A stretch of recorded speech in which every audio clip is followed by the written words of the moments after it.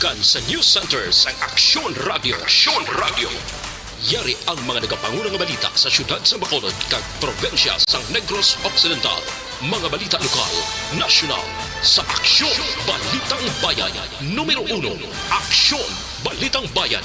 Numero 1, two-time kapisanan ng mga broadcasters, Golden Dev nominee for Best Provincial Newscast. Aksyon Balitang Bayan. Numero 1. Aksyon Balitang Bayan. Numero 1. Kagkaroon ang inyo News Team.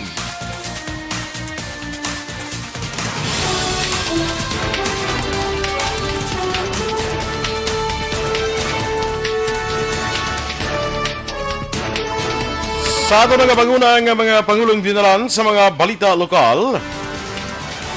Paglugos sa iya manak, ginako sang isa ka stepfather. 8 milyones pesos nga balor sang shabu na kompiskar sa buy-bust operation sa Uton, Iloilo. Sa balita national, 100,000 pesos nga padya gintanyag sa sinuman makatudlo sa mga suspek sa kamatayon sang flight attendant nga si Christine Dacera. 100,000 ka mga Chinese nga yari sa Pilipinas na bakunahan na sa COVID-19 vaccine. Maayong aga Bacolod, may aga bilugawahin sang Western Visayas. Karon nga adlaw Miyerkules, Enero 6, 2021. Ang inyong news team, Aksyon DorelCabatuNo. kag Aksyon BoyDuran. Ang mga balita lokal pagkatapos lamang sa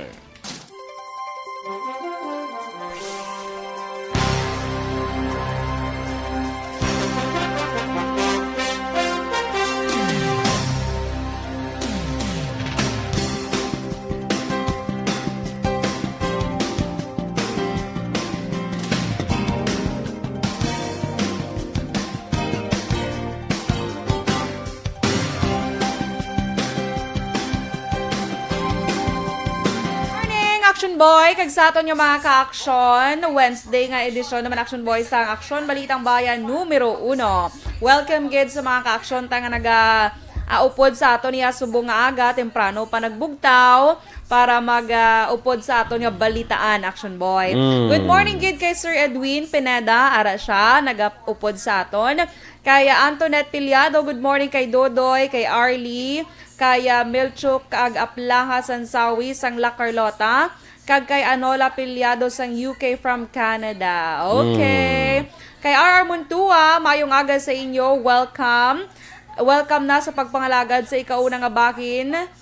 Dululungan kita magsalod sang mga balita nga ibubo subong aga. Mga balita nga ginbunit sa kung diin man gikan ini nga gikan ini tanan. Sikupa sa laa kag pabukala ang mga balita Action Radio Bacolod number 1. Puwerte no. Saan pa ni maubos ang mga nilalaybahin niyo tinaga ni RR man. Pili ko Action mo ito hindi ni guro maubos ya do ka sagad gid siya yan no. Gani. Do ka manunudlo na kagawad pa mo. Teacher na siya gala. Sa ako na sa mistro gala. Mistro. Ya mistro ka. June Cebalios, good morning. Keep safe. Check attendance lang siya ako ng Action Boy. Sige, present ka subong adlaw. Correct. Kaya Lani Lutilia de la Concepcion, good morning. Alex Monteza, araman siya, good morning. Jacob Pabalate, good morning man. Sige Action Boy, go. Good morning man sa kay Cory Vidaha dira sa Kuwait. Of course, sa ating amigo kay Roberto Juanbol Gallo dira sa may Las Vegas, Nevada. Sa kay Alma Mandira, good morning. Kay Ma'am Alma Alvarez Gallo, no? Kay Homa Lumina, Heaven, Miss Heaven, good morning. Michelle Sayo, watching live. Sa greet siya lang ko si mama niya Mila. Carlo Abeto, ano ni siya ni Kwan? Ni Ma'am Ligaya. What lang Action Boy? Ba siguro, wala lang balo.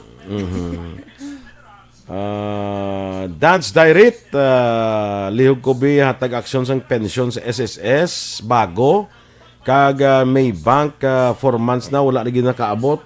Grabe na ang kwan, grabe na ang problema sa mga kwan sa mga SSS pensioners na sa bago.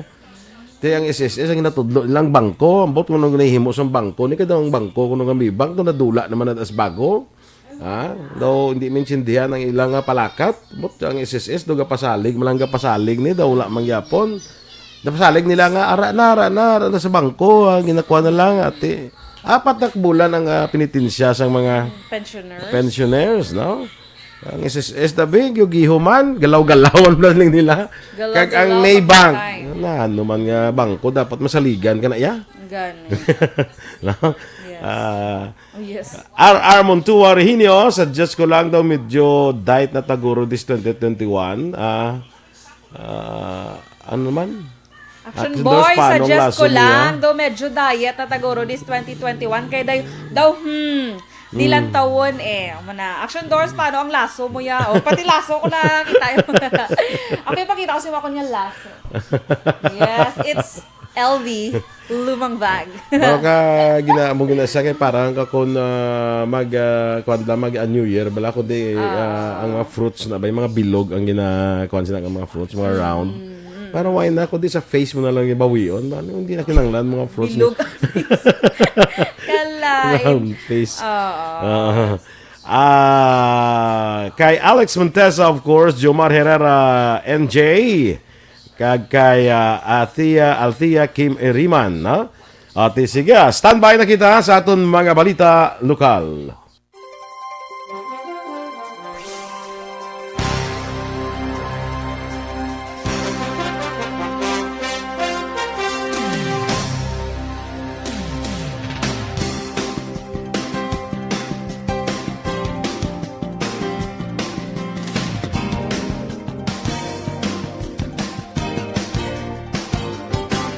Aksyon! Balitang Bayan, Numero 1.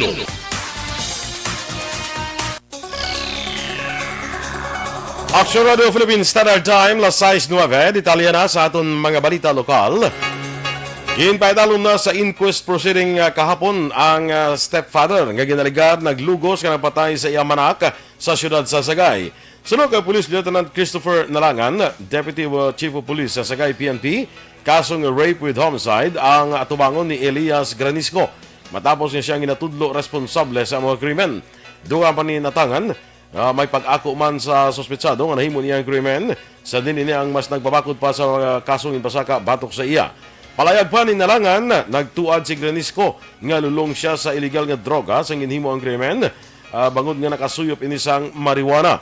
Panaysayon sang sospetsado sa pulis, una pa sini nga nakatilaw sang droga, gani nga daw wala niya napunggan ang iyang ginhimo. Ginako man sini nga nahimusla niya ang biktima. Sa namunuan, nasapuan na lang ang isa ka 14 anyos nga dalagita nga nakabitay sa kahoy sa likod sa ilapuloyan kag patay na. Nakumpiskar ang balor 8 milyones pesos ang ginasuspetsuhan Shabuk sa ginakabig budigera sang illegal nga droga sa buy-bust operation sa Barangay San Antonio, Banwa sang Oton, probinsya sang Iloilo, las 2 sang kagahon Martes. Ang subject sa operasyon ang gintilala kay Mary Joy Villarina, 30 anyos kag pumuluyo sang Deca Homes, Barangay Pandak, Banwa sang Pavia, Iloilo. Magluwas sa droga nakuha man sa kay Villarina ang 11,650 pesos nga cash lakip na ang iban pa nga ebidensya. Ang operasyon ginpatigayon sa gintigog mapuwersa sang Oton PNP, Iloilo Police Provincial Office, Provincial Drug Enforcement Unit, kag Regional Police Drug Enforcement Unit.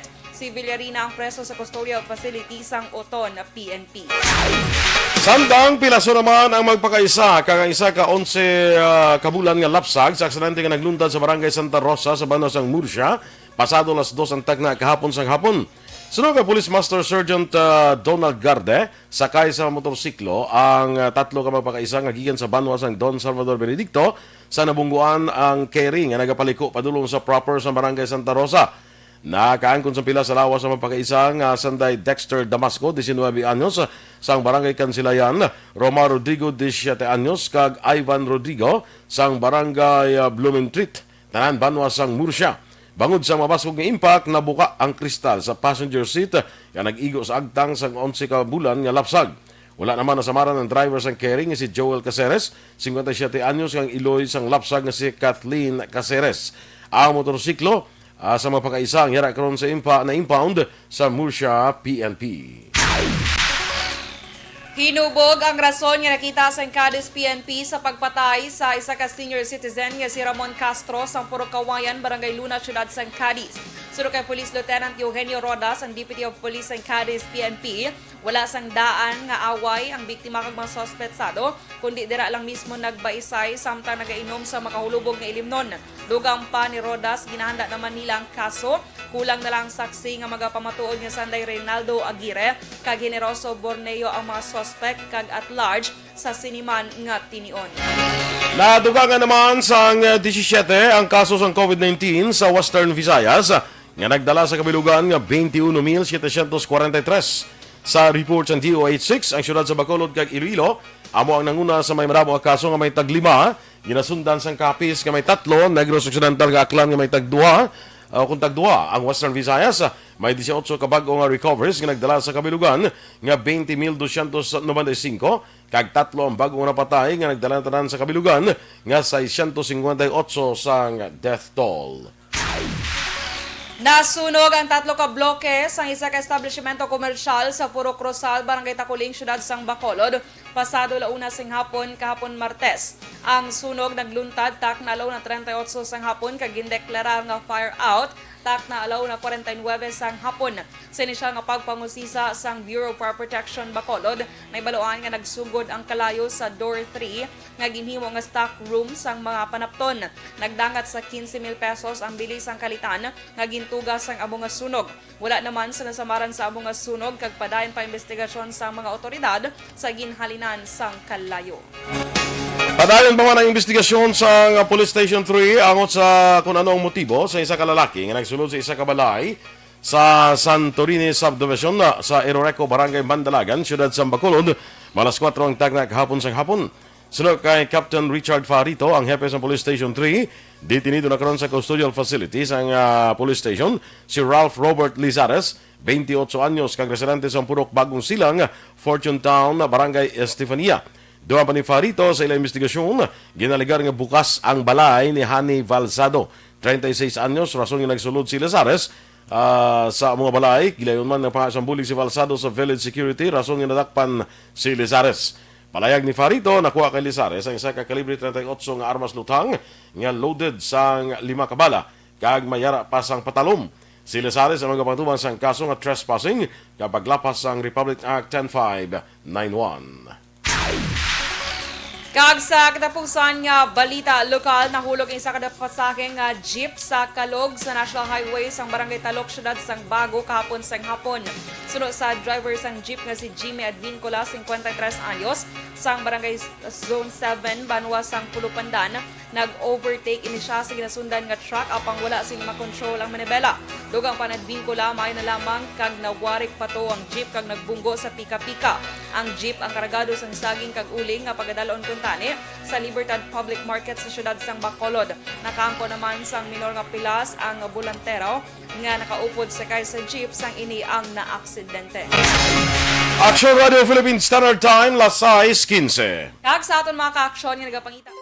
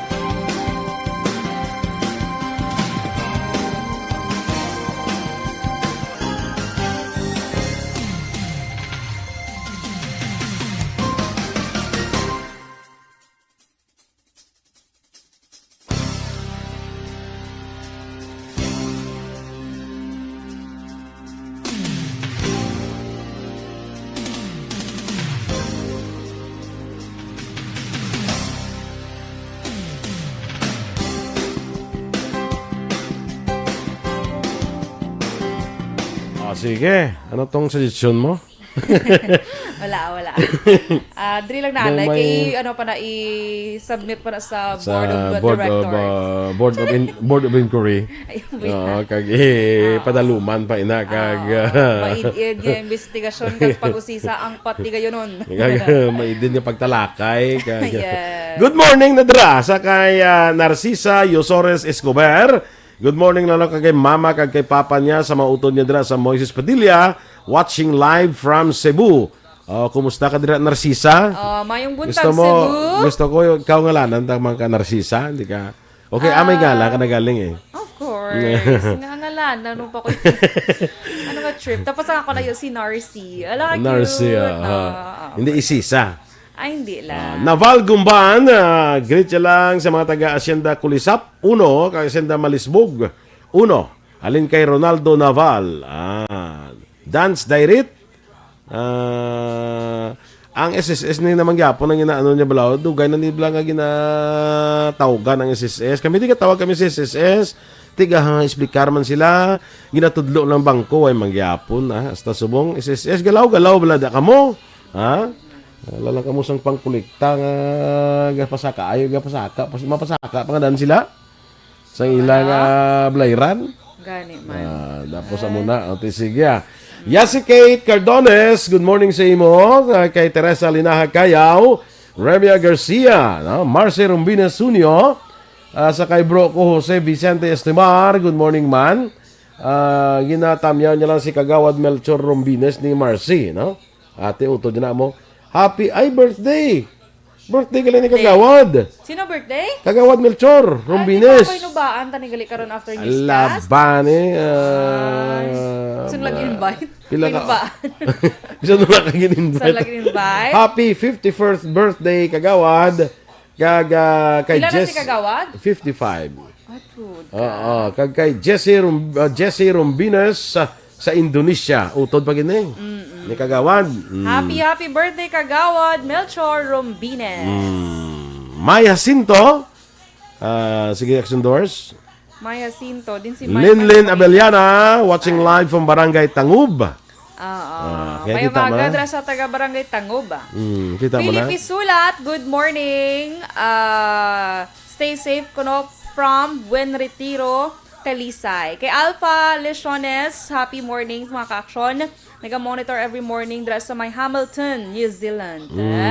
God bless and keep safe. God bless man ma'am. Kay Tanito Pabila Villena Jr., good morning sa imo. Kay Valencia Kenneth, mayong aga sir. Kay Alex Monteza, Papa Boy, palihog tamyaw sa mga katribo size 84 sa Barangay Granada sa pamilya Ramirez, Tejado, Orcajada. Madamo gid nga salamat. You're welcome. Kay G say, good morning sir. Pa-shout out ka Barlos family sa Barangay 16 Bacolod. Yes. Si RR Hambaya graduate lang education pero nag-public servant Kagawad, manunodlo, may panindugan. Okay. Sabi ko yan manunod kay Hambaya, may manunodlo siya mo. Yeah. So, nag-graduate sa education pero nag-public servant Kagawad. so Manunudlo, may panindugan. amo nang mayo da, may panindugan. Kasi ano sa kuno mapaubra sang iya nga kuan nga pang rekorida ni blang manunudlo, may panindugan. Ar munto. Maglapit na guro ang maglapit ang na. election. Di kita lang di brano pa tayo Dalang brano. barangay no sa 2022 or Why, di ba? why Ano na? lang mga Yan yung barangay, mayor no? National and local pero mayor lang and mga councilor. Lain na yung barangay ha. Base ko na So, 2022 man ang barangay election Lain lang yang nga bulan. Lain man. Why ta kabalo ay Sige. Balanta lang na action. Dapat pa obra na siya kay kung maglapit na eleksyon mahal na. Dapat subong pa lang. Barato pa ni subong kay wala pa mga kuan mo mga racket. Kay, hala, si Charity de la Vega. Ganda, tahom. 12 hawak na siya, Action Boy. Si Charity? Oo. Na-meet ko na ni siya? Yes, na-meet ko na siya, Action Boy. Ato wala po fiesta sa unang Correct, katrabalan. dunduman ko. 12 hawak ni siya, ag siyam iya tudlo. Dosing hawak niya? 12 ang size ng hawak ang size, sabi ko na, dosing hawak naman. 12 ang size ng hawak. Gina, hello. Siyam iya tudlo. Siyam yatudlo. Ulang isa. Standby Good na sa morning. standby na ya sa mga balita nasyonal. Pure TV.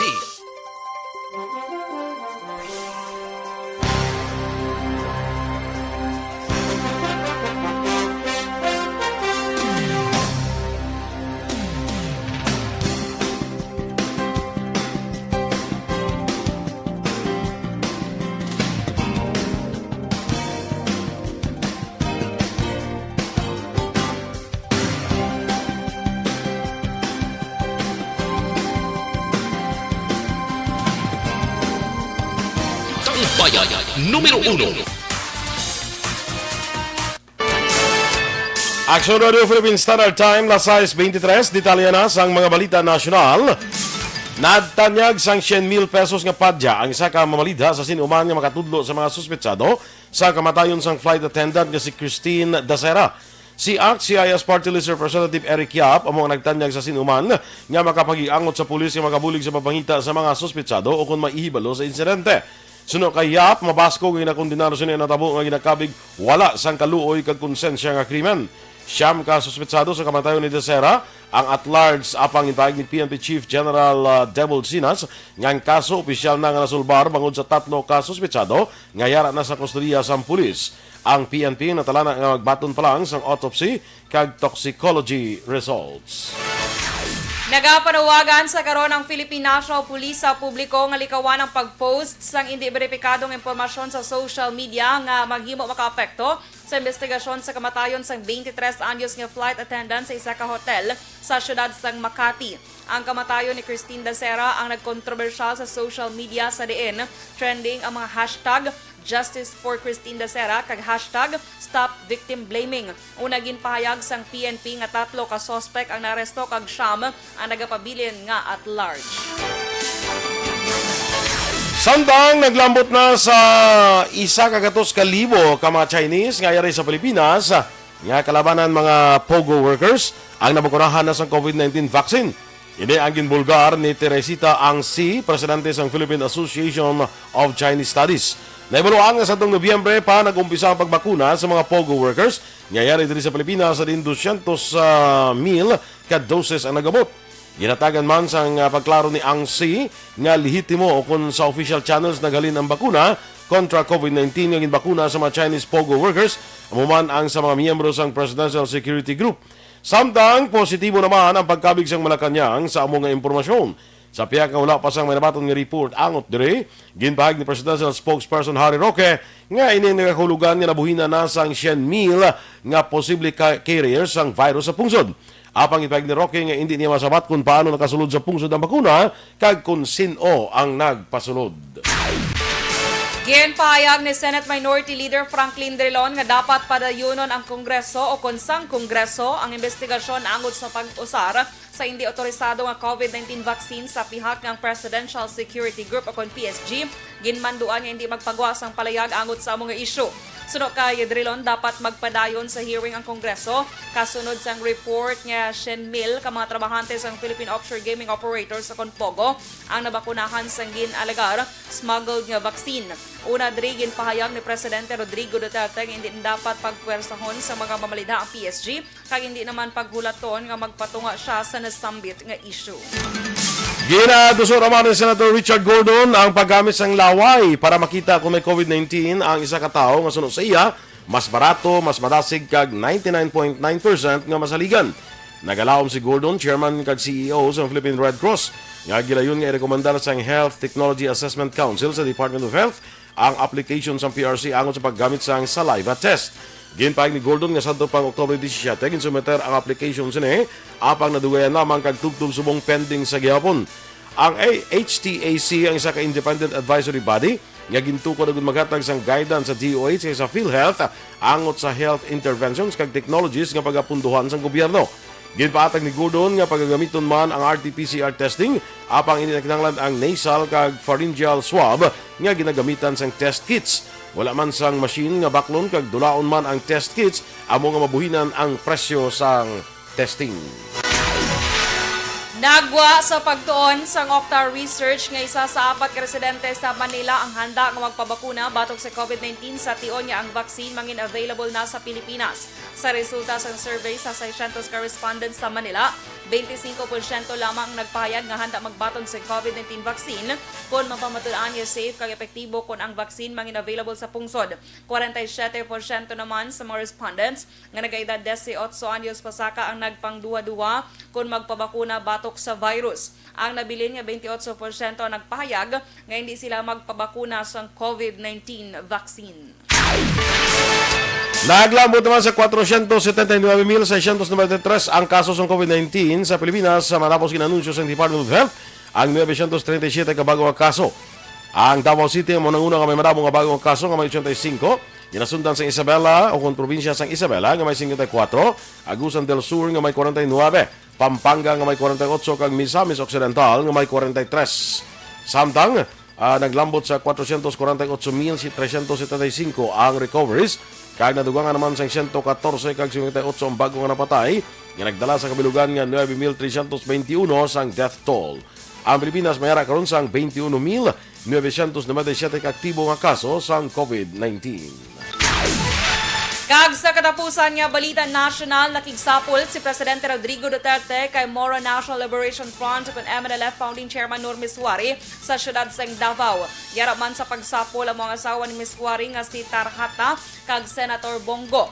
Suno kay Go may concern sa tawi-tawi si Miswari kag nagpromisa ang presidente nga talakayon ini sa cabinet meeting. Ang Malacañang natalana nga magpagwas ang pahayag angot sa mga pagsapol. Si Miswari kag Duterte makapila na ka beses nga nagkit-anay agud magsapol para sa kalinong sa Mindanao. Ang presidente nagpangayo man sang bulig kay Miswari agud kuminsihon ang mamiyembro sang Moro sa Kongreso nga trabahoon ang ginaduso nga pagkambyo sa federalismo nga sahi sang panggobyerno. Aksyon Radio Philippine Standard Time, las 6:30. Happy birthday, Anay, sakay Melchor Melos. Happy... Sino ni Action Boy? Bana ni Kwane, bana ni Luing Melos.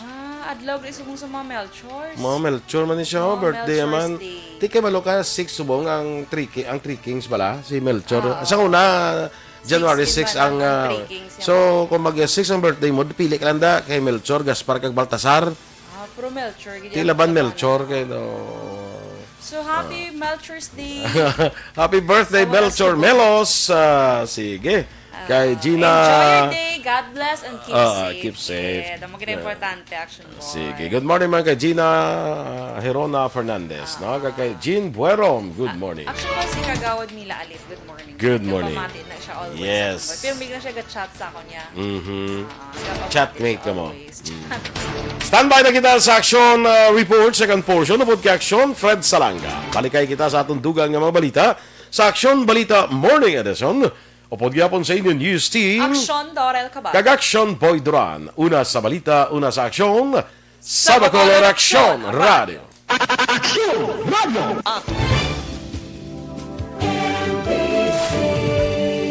Manila Broadcasting Company. Sa balita, komentaryo, issue, serbisyo publiko. Aksyon Radio.